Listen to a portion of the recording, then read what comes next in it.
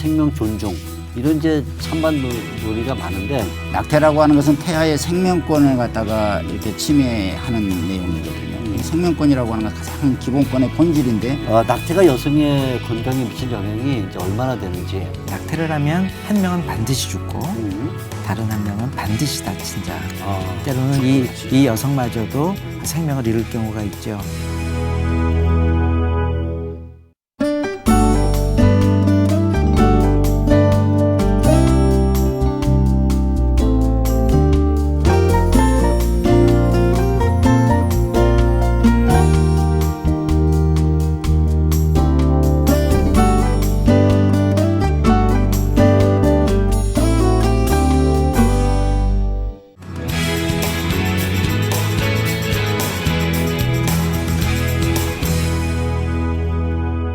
지금까지 우리가 이 낙태 전반에 대해서 이제 뭐 법적인 것도 생각해보고 윤리적이면 또 낙태의 원인 또 그 문제점 뭐 이런 여러 가지를 얘기를 했는데 조금 이야기를 바꿔서 그러면 종교가 낙태에 미치는 영향 뭐 거꾸로도 가능하겠죠. 낙태가 또 종교에 미치는 영향 뭐 이렇게도 볼 수 있는데 우선 우리 김 회장님께 묻고 싶은 것은 앞에서도 잠시 얘기를 했지만 이제 태아를 언제부터 생명체로 보아야 될까? 이제 그것이 좀 규정이 되면 낙태에 대한 가능성이 많이 정리가 될 것 같은데요.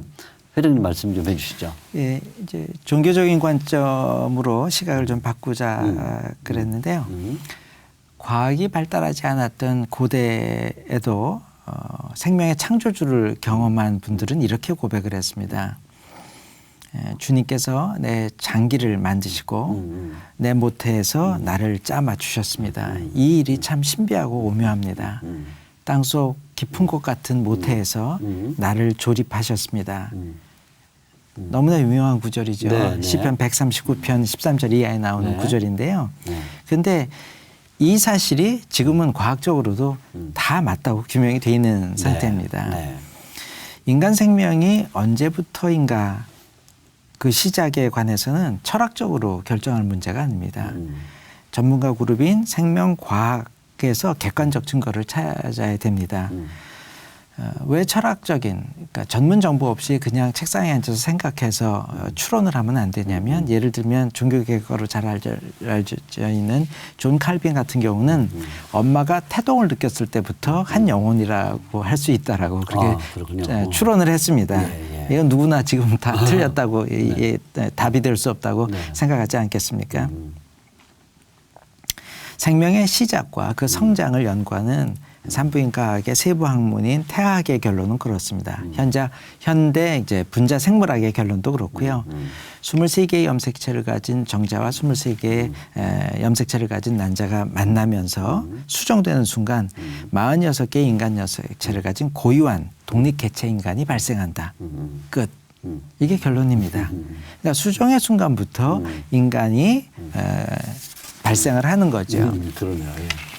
그러니까 현미경으로 봐야 볼 수 있는 존재지만 사실은 이것을 지금 보고 계신 시청자들은 아 이것이 인간이라는 새로운 생명인식이 생겨야 됩니다. 이 이후로부터 크기만 키워갈 뿐이지 즉 성장할 뿐이지 존재의 종류를 바꾸는 단계는 없습니다. 생명은 똑같죠. 크기만 바꾸지 이때까지는 인간이 아니었고 뭐 저 임신 뭐 한 3개월 때부터 갑자기 인간으로 돌변한다는 혁명적인 기점이 없다는 거죠. 이런 질문을 기독교인들은 해봐야 됩니다. 예수님은 언제부터 인간이셨을까? 예. 이 질문을 하면 답이 정확히 나옵니다.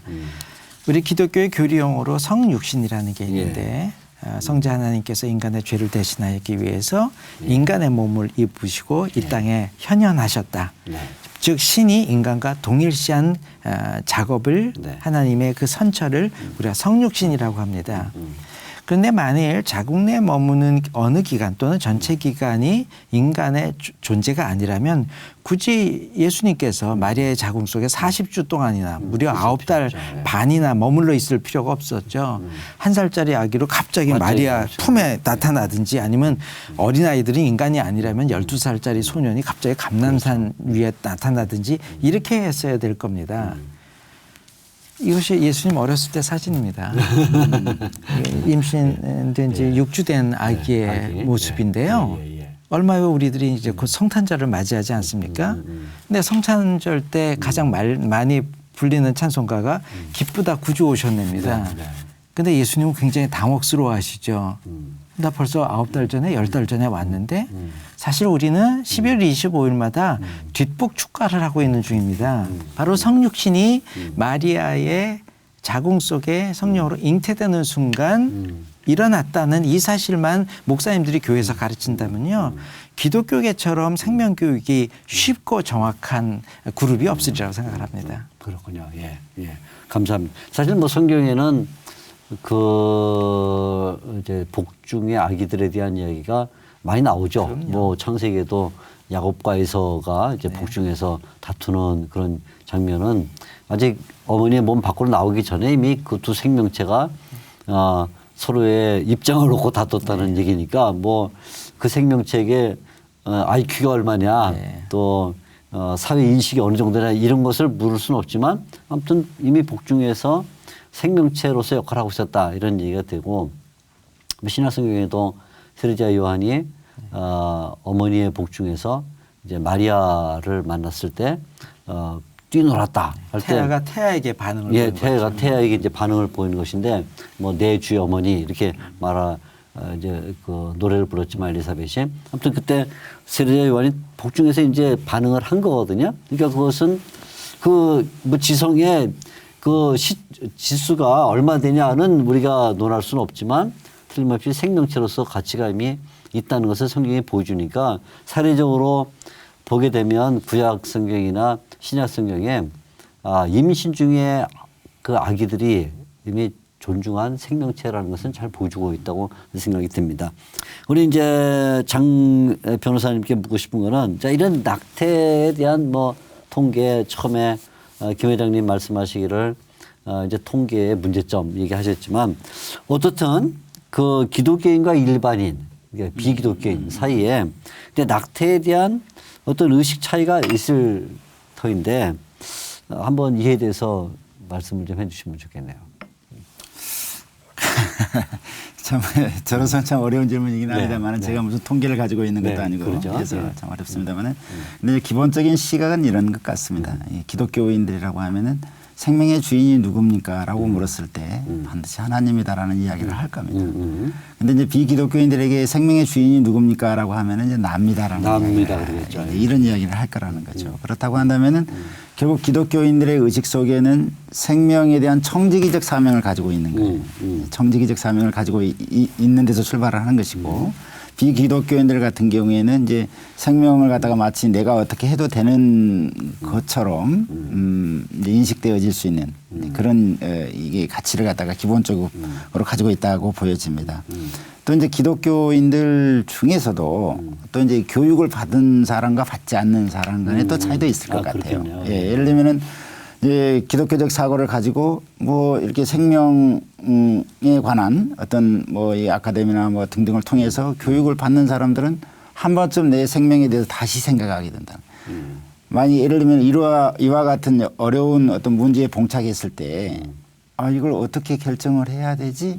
라는 결단의 순간에 자기가 교육을 갖다가 받은 사람과 받지 않는 사람과의 또 인식의 차이는 또 존재한다라는 이제 이런 이야기를 해보고 싶습니다. 그래서 우리가 이제 기독교적인 어떤 마인드를 가지고 이렇게 생명에 대해서 바라볼 때에 낙태라고 하는 것은 반드시 우리가 허용되어지지 않는 것이다라고 하는 것들이 아마 강하게 인식되어지지 않을까라는 생각이 듭니다. 네, 굉장히 중요한 말씀을 해주셨는데 근데 결국 생명의 주인이 누구냐 할 때 내가 주인이라고 생각하면 내가 파괴시키는 거고 이제 우리 청지기 의식으로 하나님이 주인이다 생각하면 원인이 어떻든지 간에 또 그 태아의 상태가 어떻든지 간에 보존을 해야 될 것인데 사실 저도 얼마 전에 그 얘기입니다만은 한 그 목회자 부부를 만났는데 굉장히 밝고 또 그 사모 그 부인도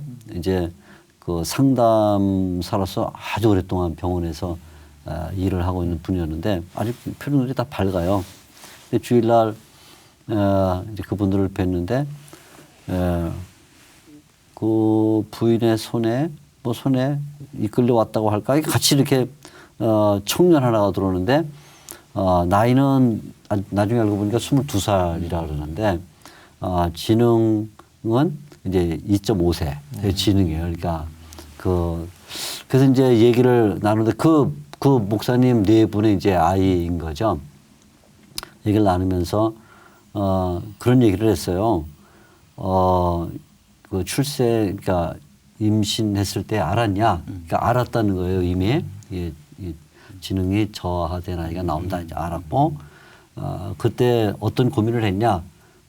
물으니까 그러면 대답이 이제 양 부부가 대답이 생명은 하나님이 주신 것이고 또 이 아이를 출생했을 때 본인들에게 닥칠 삶의 그 고난이란 것은 이제 이루 말할 수가 없죠. 뭐 목회자냐 뭐 목회자가 아니냐 떠나서 아무튼 한 가정에 이제 이런 그 문제아가 태어났다는 것은 일생 동안 그건 문제거리고 또 그걸 돌봐야 되니까 했는데 결국 출산하기로 결심을 했고 그 이유는 이 아이의 상태가 어떻든지 간에 하나님 주신 생명이고 또 하나님이 우리에게 맡겨주신 생명이다라고 믿기 때문에 출산했다 하고는 아주 굉장히 자신이고 당당하게 이제 설명을 하는 거예요. 그러면서 그 부인 이제 사모님은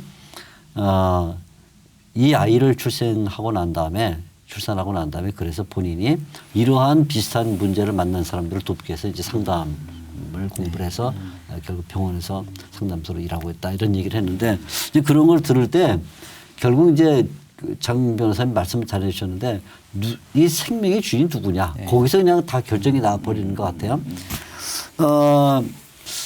우리 김 회장님께도 이제 비슷한 말씀인데 그러나 이제 기독교인들이라고 해서 다 낙태에 대해서 동일한 의식을 갖고 있지는 않을 것 같아요. 지금도 뭐 교육 정도라든가 의식 정도에 따라서 상당히 다를 거라 이렇게 말씀하셨는데 김 회장님 어떻게 보시나요? 조금 좀 사례로 든 그 목사님과 똑같이 모든 기독교인이 그렇게 의식이 있었으면 좋겠습니다. 예. 그러나 저는 현장에 최일선에 있기 때문에 그 정량적 통계를 가지고 있지는 않지만 체감하는 통계가 있습니다. 저희 단체, 우리 단체에서 한 2,000건 가까운 상담 사례 그동안 20년 동안 그런 사례들이 모여졌는데요. 비밀 유지의 원칙에 따라서 저희가 사례를 자세히 공개할 수 없지만 비종교인이나 종교인의 사례가 그렇게 큰 차이가 나지 없습니다. 않습니다. 아, 그렇군요. 꼭 그걸 손으로 표시하자면 그래도 기독교이니까 일반인보다는 요 정도 낙태를 적게 하지 않을까 요 정도. 그죠. 또한 느낄 수 있는 게 뭐가 있냐면요. 우리 단체에는 각종 사회단체에서 성교육이나 생명교육에 관한 강의 요청이 있습니다. 그런데 가장 빈도가 적은 사회 집단이 교회입니다. 아, 그래요? 그나마 최근에 들면서 교회에서 강의 신청하는 건수가 연간 점점 더 줄어들고 있는 편입니다. 줄어들고 있어요? 네. 우리나라가 세계에서 해외 선교사 파송 제3위 국가입니다. 미국, 그렇죠. 인도에 이어서. 그런데 인구 대비해서는요. 세계 또 1위입니다. 그렇죠. 생명의 복음을 세계까지 외국에까지 나가서 전하는데 가장 열성적인 나라. 전국에서 주일에 한 800만 정도가 11시쯤 되면은 다 생명의 창조주를 고백하면서 찬양하는 이 대한민국에서 어떻게 이런 낙태 통계가 있을 수 있을까? 어떻게 이런 낙태 사례들이 기독교계도 비슷하게 나올 수 있을까? 교리와 실제 생활의 괴리가 너무 큽니다. 이것을 어떻게 설명해야 될까? 그만큼 교회에서 생명교육이나 성교육이 거의 없고요. 낙태를 이슈화하는 교회도 그런 분위기의 교회도 찾기가 쉽지가 않은 겁니다. 그래서 이런 교회의 침묵을 보시는 하나님의 심정이 어떨까? 우리가 좀 두려운 마음으로 하늘을 좀 우러러 봐야 될 필요가 있습니다. 네. 정말 교회에서 이런 그 생명 그러니까 우리가 이제 어떤 영적 생명 뭐 죄인이었는데 예수를 믿어서 하나님의 성도가 됐다 이런 의미의 영적 생명 말고 정말 신체적 의미의 생명 문제를 그냥 건강의 차원에서 얘기하는 분들은 좀 있는 것 같은데 생명 본질에 대해서 얘기하는 분들은 많지 않은 것 같고 특히나 생명 관련된 이 낙태 문제를 심각하게 말하는 목회자들은 많지 않은 것 같아요.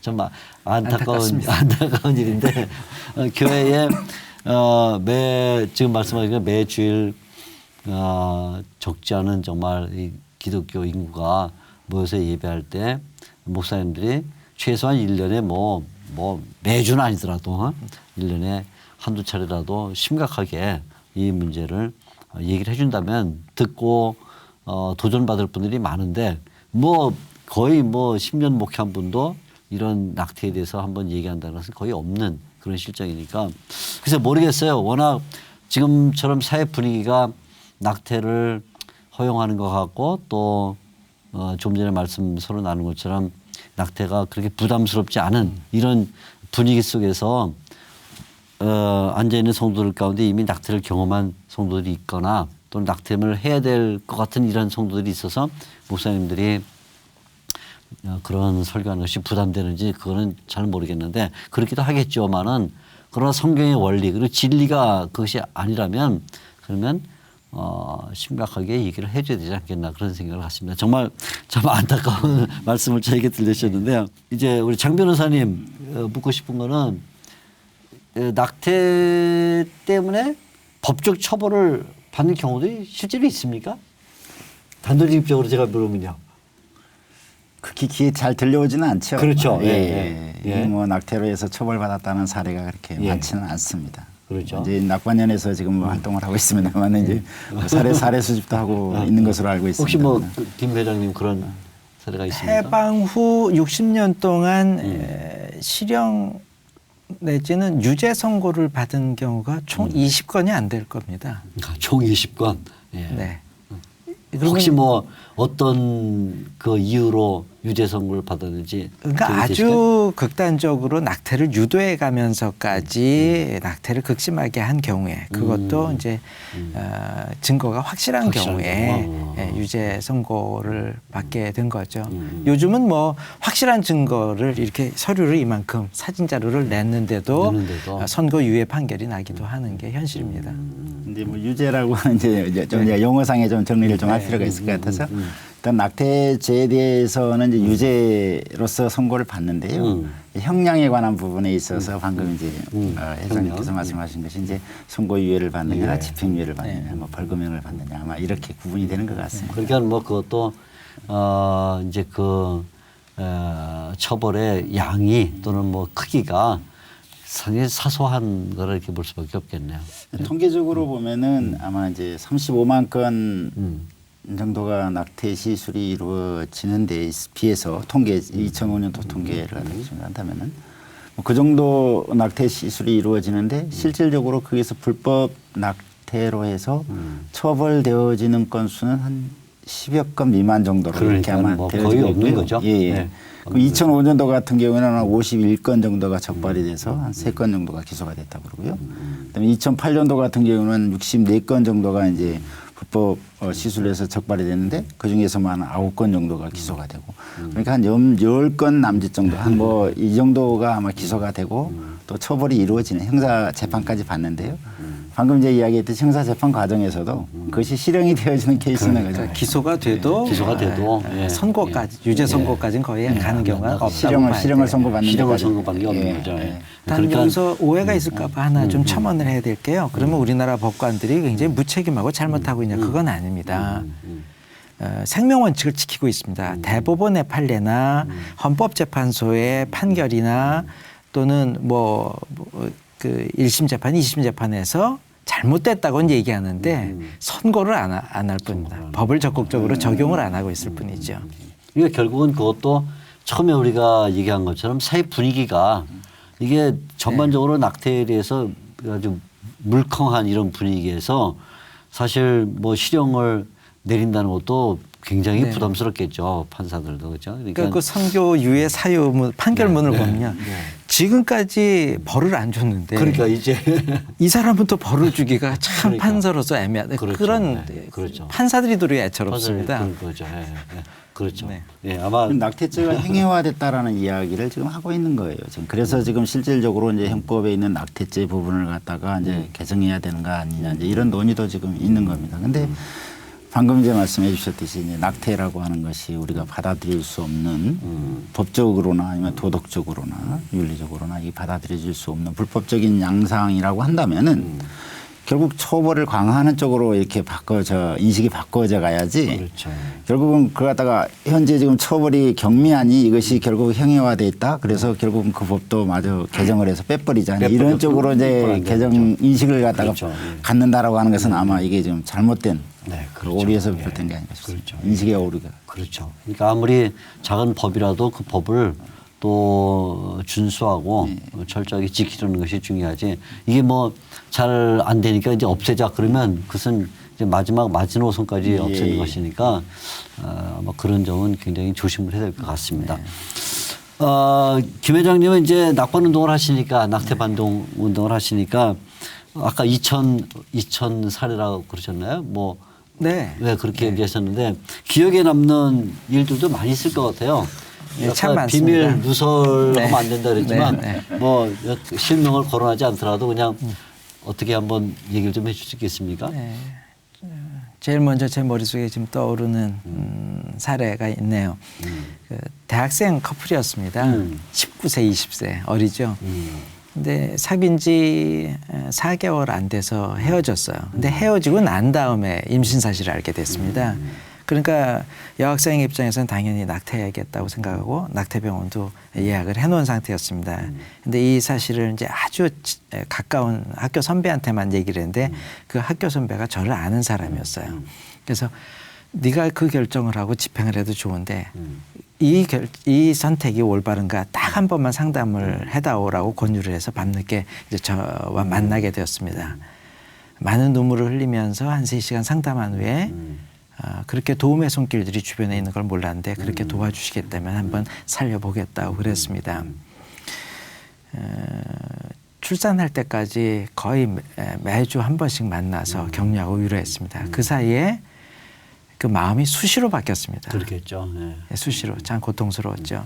또 부모님에게는 이 사실이 알려지면 뭐 당연히 낙태를 종용당할 거니까 자세히 말씀드릴 수 없지만 부모님이 알지 못하게 하는 환경도 저희들이 만들어 줬습니다. 출산을 결국은 했고요. 제가 가까이 아는 기독교인과 입양기관을 통해서 공식 상담을 통해서 입양하게 됐습니다. 그 아이가 커서 지금 중학생이 되는데 저를 할아버지라고 부르고 저는 손녀를 지금 눈앞에서 보고 있는 중이죠.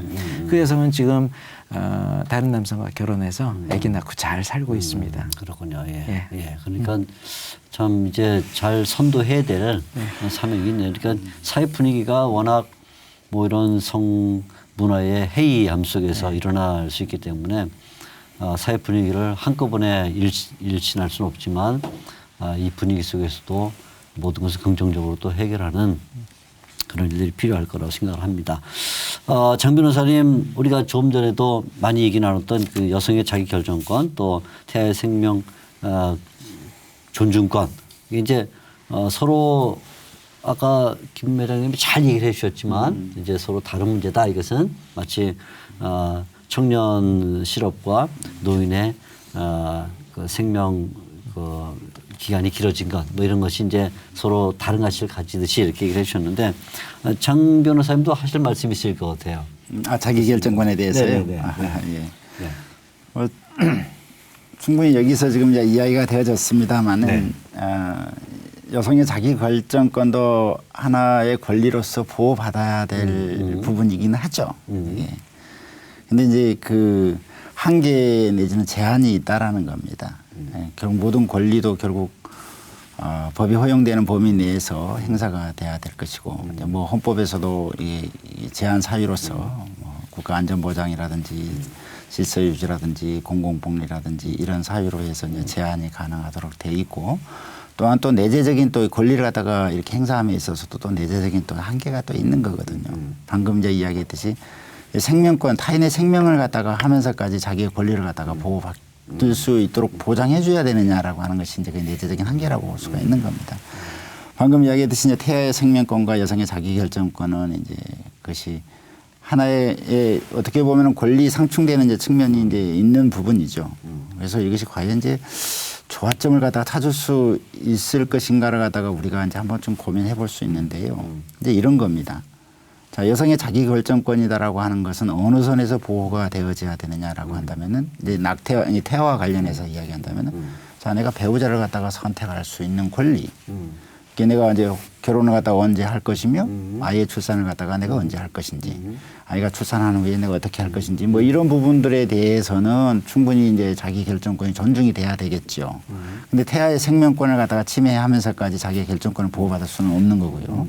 그래서 이제 그와 같이 이제 나의 낙태를 갖다가 결정하기 전에 이와 같이 이제 상담 전문 상담소에 대한 운영을 통해서 이렇게 상담을 통한 이게 그 자기에 대한 그 결정에 대한 한편으로 보면은 자기 인식에 대한 그 이렇게 생각의 전환 뭐 이런 것들이 좀 이루어질 수 있지 않을까라는 생각을 갖다가 해보게 됩니다.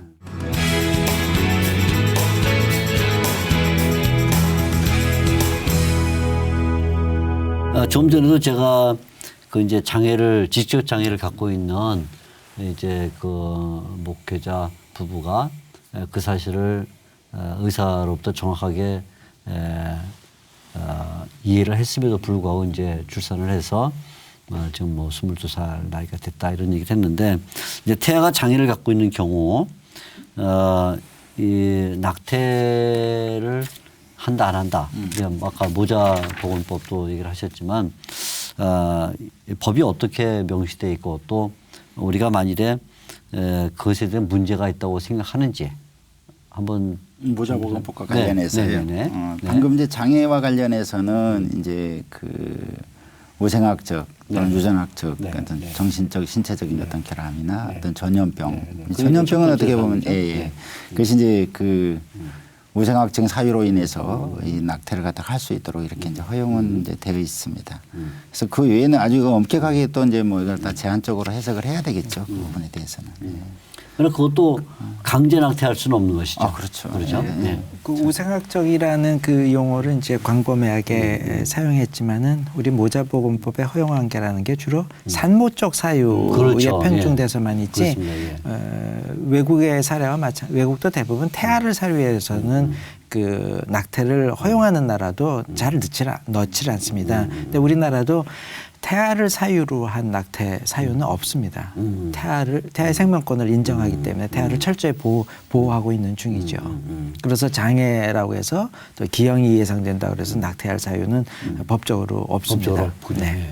그러면 우리 김 회장님 이제 지금 제가 말씀드린 것처럼 이런 사례에서 이제 뭐 지적 장애든 신체적 장애든 이런 아기가 지금 뭐 임신돼 있다 하는 것을 이제 임산부나 그 배우자가 알았을 경우 정말 고민을 많이 할 것 같아요. 그것도 그냥 뭐 경미한 그런 장애가 아니라 정말 중증 장애라는 것이 확인됐을 때는 이 아기가 출산을 하는 게 문제가 아니라 출산 이후에 살아가야 되는데 부모가 그냥 상식적인 생명의 기간으로 하면 부모가 언제나 먼저 떠나는 것인데 부모가 떠난 이후에도 이 아이가 생존할 수 있느냐 이런 뭐 정말 그 일생의 문제를 놓고 보게 되면 출생하고 난 다음에 굉장히 머리가 아득해질 거라 이런 생각이 드는데 아마 그것은 비기독교인은 뭐 더 그렇겠지만 기독교인들도 여지없이 닥치는 생각이라고 듭니다. 근데 이럴 때 이제 기독교인이 장애 태아를 어떻게 봐야 될 것인가 또 출산을 하면 어떻게 할 것인가 이런 데 어떤 조언의 말씀을 좀 주시면 좋겠네요. 장애를 예상하면서 그 장애 자녀를 출산하는 건 물론 쉽지 않습니다. 그렇죠. 그러나 장애인이 비장애인보다 가치가 떨어지는가? 과연 그렇다고 그렇죠. 할 수 있는 사람이 누가 있겠습니까? 그렇죠. 예. 사회자께서 조금 전에 질문하실 때 기독교인은 장애 태아를 어떻게 바라봐야 할까라고 질문하셨는데 이 질문을 바꾸어 보면 답을 쉽게 찾을 수 있을 것 같아요. 기독교인은 장애 성인을 어떻게 바라봐야 할까? 장애 태아를 바라보는 시각과 장애 성인을 바라보는 시각이 차이가 있을 수는 없습니다. 네. 가치 기준에서. 네. 낙태도 사회적인 문제이지만 좀 더 깊이 생각해보면 사회적으로 낙태형 사고방식이 더 큰 문제입니다. 이 낙태형 사고방식이란 무슨 뜻이냐면요. 나의 편의를 위해서 예. 주변의 불편 요소를 예, 제거하는 제거하죠. 효율적인 예. 효율 중심의 생각입니다. 그렇죠. 예. 과연 우리 세상의 모든 불편 요소를 제거하면 과연 아름답고 행복한 지구가 만들어질까요? 장애를 이유로 낙태 운운하는 사람들이 있는데 그분들한테 좀 질문하고 싶은데 그것이 후유장애든 선천장애든 최소한 인구의 10% 정도는 정신적 육체적 장애를 입고 있습니다. 그렇다면 그 눈에 보이는 장애들을 제거하고 비장애인인 소위 정상인이라는 사람들만 남기면 우리 사회가 좋은 사회가 될 것이냐 하는 얘기죠. 좀 오래된 영화이긴 하지만은 다운 증후군 성인을 주제로 한 제8요일이라는 프랑스 영화가 있었습니다. 이 제목의 의미를 저는 한참 후에 알게 됐습니다. 6일 동안 하나님께서 천지를 창조하시고 인간까지 창조하시고 1회째, 7일째 쉬시면서 인간 세계를 보니까 부족함을 느끼셨다는 겁니다. 그래서 제8일에 한 가지를 더 창조했는데 그게 장애인이란 겁니다. 근데 장애인을 소재로 한 이 영화를 보면서 눈물을 흘릴 줄 아는 사람들이 장애를 이유로 한 낙태 운운을 하고 있거든요. 모순이지요. 우리가 사회적으로 그럼 이런 아기들을 맞이할 준비, 시급하게 어떤 일을 해야 될까요, 전 변호사님? 글쎄요, 이 뭐 두 가지 정도로 좀 일단은 뭐 구분해 볼 수는 있을 것 같은데요. 가장 먼저 선행돼야 될 것들이 이제 우리에 대한 인식이 이제 선행이 돼야 될 것 같습니다. 일단 뭐 미혼모자라든지 그다음에 이제 장애인 또는 그 장애인을 둔 뭐 부모 가족들. 지금 당장 무엇이 불편하고 무엇이 어떤 애로사항들이 있는지 어려운 사정들이 어떤 것인지 과연 이런 부분들이 어떻게 보면 국가에서 지금 해야 될 부분들인 것 같아요. 이런 부분들이 선행적으로 이제 좀 이렇게 파악이 돼야지 그다음에 그분들의 좀 가려운 부분을 갖다가 우리가 긁어줄 수 있지 않겠는가라는 생각이 들고요. 두 번째로는 이제 이 편견을 갖다가 우리가 이제 바꿔야 된다. 이게 이제 부정적인 편견. 그러니까 미혼모자에 대한 또는 장애인에 대한 우리가 바라보는 시각에 대한 그런 어떤 부정적인 어떤 편견을 갖다가 바꿔야 된다. 이게 미혼모자이든 아니면 장애인이든 그 둘러싸고 있는 가족 구성 공동체이든지 간에 어차피 우리가 지금 하나의 그 공동체라는 인식, 그다음에 또 어떻게 보면은 기독교적인 입장에서 보면 한 가족이라고 하는 어떤 그런 인식들이 참 필요할 것 같다라는 생각이 들고요. 이제 세 번째로는 그 미혼모자에 대해서는 뭐 좀 언급이 됐습니다만은 뭐 심리적이고 육체적인 어떤 치료 뭐 이런 것 또는 또 뭐 같이 케어해주는 공동체, 위로해주는 공동체, 사실 이런 부분들도 대단히 필요하다고 생각이 되고요. 그것이 어떻게 보면 이제 하나의 교회 공동체에서도 이루어질 수도 있지만은 사회적으로 어떤 시설을 통한 그런 어떤 배려 뭐 이런 것도 필요할 것 같고요. 마지막으로는 이제 결국 다 뭐 인맥상통한 부분입니다만은 결국 장애인이든 미혼모자이든지 간에 결국 우리가 같이 더불어 살아간다라고 하는 이 공동체 의식 속에서 우리가 약자에 대한 배려의 마음 결국 이런 것들이 선행이 돼야 분위기가 이제 이렇게 사회적인 분위기가 이렇게 바뀌어져 가야 되고 그리고 나면은 나머지들에 대해서는 다시 또 이제 물질적인 또 지원이라든지 뭐 이런 부분들이 필요하리라는 생각이 들고 또 다양한 프로그램을 통해서 예를 들면은 뭐 입양 제도라든지 또는 뭐 한 부모 뭐 자녀에 대한 뭐 이 지원 제도라든지 뭐 어떤 경제적인 어떤 물질적인 어려움이 있으면 또 그 구조하는 제도라든지 뭐 이런 부분들이 다양하게 프로그램들이 개발될 수 있지 않을까 싶습니다. 네. 오늘 우리 사회에서 찬반이 뜨겁게 진행되는 이 낙태 문제를 두 분 패널 모시고 다뤄보았습니다. 낙태라는 것이 지금까지 이야기 나눈 것처럼 그냥 단순히 개인의 문제가 아니라 좀 더 넓게 보면 사회의 문제이고 또 사회 분위기 속에서 낙태가 의식적으로 조장되기도 하고 또 무의식적으로 허용되기도 하는 이런 현상임을 보게 되었습니다. 개개인이 이런 의식의 변화를 위해서는 다양한 교육이 필요하겠죠. 그러나 동시에 또 지금까지 말씀드린 것처럼 사회 전반의 의식 변화도 필요하다는 것을 배우게 되었습니다. 생명은 원인 제공과 상관없이 그 자체가 존중하다는 이 사실은 우리가 마음속에 깊이 새겨 넣어야 될 것 같고요. 일단 출생한 생명 또 출생되기 전에 이미 어머니의 뱃속에 시작된 생명은 그 자체로 존귀하다는 것이 성경의 가르침에 있는 것을 우리가 놓치면 안 될 것 같습니다. 그래서 일단 생명이 시작되면 그때부터는 그 생명을 보존하는 것, 그것이야말로 하나님이 우리에게 주시는 사명이고 또 하나님의 주권을 인정하는 것임을 다시 한번 확인하게 됩니다. 낙태 문제 참 어려운 문제지만 우리 모두가 용기를 가지고 또 믿음을 가지고 이겨나가야 될 부분이라 생각을 하고, 특별히 시청하시는 분들이 서로 이런 의지를 가지고 대화 나누고 또 주위에 혹 낙태 문제를 고민하는 분들이 있다면 오늘 대담자들의 이 의견을 잘 활용하셔서 도움을 주시고 또 생명을 보존하는 그런 일꾼들이 되었으면 좋겠습니다. 특별히 교회에서 많은 목회자들이 이 낙태에 대한 위험성 또 문제점들을 많이 가르쳐 주셔서 교회가 먼저 사회를 선도해 갈 수 있도록 해주시면 좋겠다는 생각을 가지게 됩니다.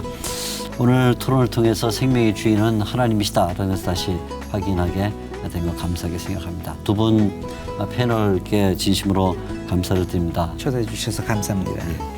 변호사님 바쁘신 중에 오셔서 감사합니다. 감사합니다. 다음 시간에 또 뵙도록 하겠습니다. 감사합니다.